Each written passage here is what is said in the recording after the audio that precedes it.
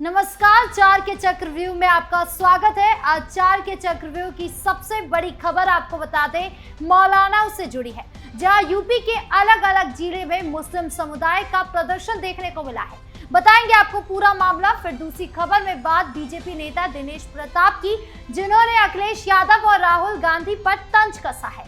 बताएंगे आपको योगी के मंत्री का बयान। फिर तीसरी खबर में बात संभल की, जहां संभल के दंगे को बड़े पर्दे पर दिखाने का फैसला लिया गया है, जिससे मौलानाओं में हड़कंप मच गया है। और चौथी खबर में बात एनकाउंटर एक्शन की, जहां 50,000 का इनामी बदमाश बलराम ठाकुर पुलिस एनकाउंटर में ढेर हो गया। बताएंगे आपको पूरा मामला। तो चलिए शुरू करते हैं चार का चक्रव्यूह। शुरुआत करते हैं चार के चक्रव्यूह की सबसे बड़ी खबर से, जो यूपी के पीलीभीत से जुड़ी है, जहां मुस्लिम समुदाय के एक प्रदर्शन ने न सिर्फ सड़कों पर हलचल मचाई, बल्कि सियासी गलियारों में भी तूफान खड़ा कर दिया। दरअसल पीलीभीत में कुछ लोगों ने आई लव मोहम्मद लिखे प्ले गार्ड्स के साथ सड़कों पर प्रदर्शन किया। यह प्रदर्शन बिना किसी प्रशासनिक अनुमति के हुआ, जिसके बाद पुलिस ने तुरंत एक्शन लिया और 8 लोगों को हिरासत में ले लिया। इस घटना ने पूरे यूपी में चर्चा का बाजार गर्म कर दिया। पुलिस के मुताबिक ये प्रदर्शन स्थानीय स्तर पर कुछ संगठनों द्वारा आयोजित किया गया था। प्रदर्शनकारियों ने सड़कों पर नारेबाजी की और धार्मिक नारे लगाए, साथ ही सिर तन से जुदा के भी गूंज उठी, जिसके बाद स्थानीय लोगों ने इसकी शिकायत प्रशासन से की। पुलिस ने मौके पर पहुंचकर स्थिति को नियंत्रित किया और हिरासत में लिए गए लोगों से पूछताछ शुरू कर दी। पुलिस का कहना है कि यह प्रदर्शन बिना अनुमति के था, जिसका कारण कानून व्यवस्था को बनाए रखने के लिए सख्ती बरतनी पड़ी। इस घटना ने यूपी की सियासत को नया रंग दे दिया है। बीजेपी नेताओं ने इसे प्रदर्शन को गैर कानूनी करार देते हुए कहा कि ये धार्मिक उन्माद फैलाने की कोशिश थी। एक स्थानीय बीजेपी नेता ने कहा कि योगी सरकार में कानून का राज है, कोई भी समुदाय हो, बिना अनुमति के सड़कों पर हंगामा बर्दाश्त नहीं किया जाएगा। वहीं विपक्षी दलों ने इस कार्रवाई को अल्पसंख्यक समुदाय के खिलाफ कार्रवाई बताकर योगी सरकार पर हमला बोला। समाजवादी पार्टी के प्रवक्ता ने कहा कि ये सरकार हर छोटी बड़ी घटना को सांप्रदायिक रंग देने की कोशिश करती है। ये प्रदर्शन शांतिपूर्ण था, फिर भी पुलिस ने बेवजह सख्ती दिखाई। सोशल मीडिया पर भी इस मुद्दे पर बहस छिड़ी हुई है। कुछ यूजर्स का कहना है कि धार्मिक भावनाओं का सम्मान करना सबकी जिम्मेदारी है और बिना अनुमति के प्रदर्शन गलत है। वहीं कुछ लोगों ने इसे अभिव्यक्ति की स्वतंत्रता पर हमला बताया। इस घटना ने एक बार फिर यूपी की गंगा जमुनी तहजीब को चर्चा का केंद्र बना दिया है। अब सवाल यह है कि क्या ये मामला यूपी की सियासत में और तूल पकड़ेगा या फिर प्रशासन इसे शांत कर पाएगा। अब बढ़ते दूसरी खबर की ओर, जहां योगी सरकार के मंत्री दिनेश प्रताप सिंह ने कांग्रेस नेता राहुल गांधी और समाजवादी पार्टी के मुखिया अखिलेश यादव पर तीखा तंज कसा है। रायबरेली में राहुल गांधी के दौरे के दौरान हुए तनाव के बाद दिनेश प्रताप सिंह ने दोनों नेताओं पर जमकर निशाना साधा।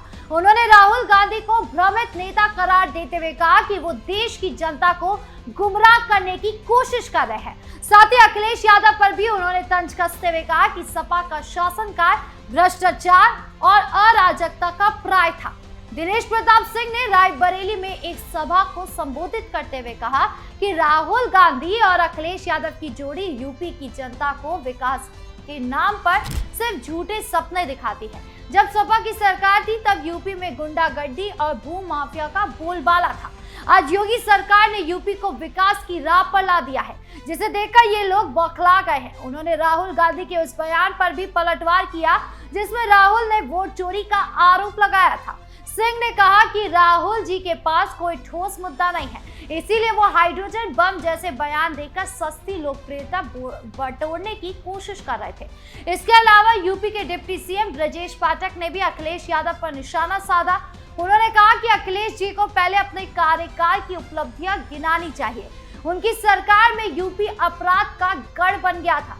आज योगी सरकार में कानून व्यवस्था मजबूत है और हर जिले में विकास की मांग बह रही है। पाठक ने राहुल गांधी को भ्रमित नेता करार देते हुए कहा कि उनकी बयानबाजी से देश की जनता अब उब चुकी है। विपक्ष ने इन बयानों का जवाब देने में देर नहीं की। अखिलेश यादव ने सोशल मीडिया पर पलटवार करते हुए कहा कि बीजेपी के नेता अपनी नाकामियों को छिपाने के लिए हम पर कीचड़ उछाल रहे हैं। योगी सरकार के दावे सिर्फ कागजों तक सीमित है। कांग्रेस ने भी दिनेश प्रताप सिंह के बयान को सियासी ड्रामा करार दिया और कहा कि बीजेपी जानबूझकर धार्मिक और सामाजिक मुद्दों को हवा दे रही है। इस जुबानी जंग ने यूपी की सियासत को और गर्मा दिया है। सोशल मीडिया पर बीजेपी समर्थक दिनेश प्रताप सिंह और ब्रजेश पाठक के बयानों को सटीक बता रहे हैं, जबकि सपा और कांग्रेस समर्थक इसे विपक्ष को दबाने की साजिश बता रहे हैं। अब देखना यह है कि ये सियासी जंग कितने आगे और बढ़ती है और इसका असर यूपी के सियासी समीकरणों पर क्या पड़ता है।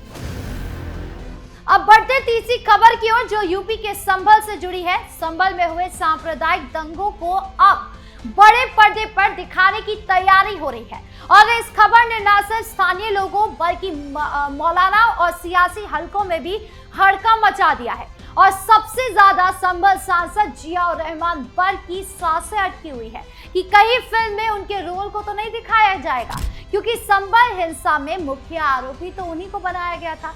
इस फिल्म को बनाने की जिम्मेदारी निर्देशक अमित जानी ने ली है।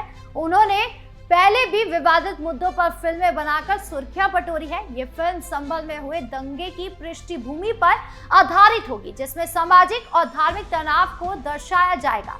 अमित जानी ने दावा किया कि उनकी फिल्म निष्पक्ष होगी और ये समाज में जागरूकता लाने का काम करेगी।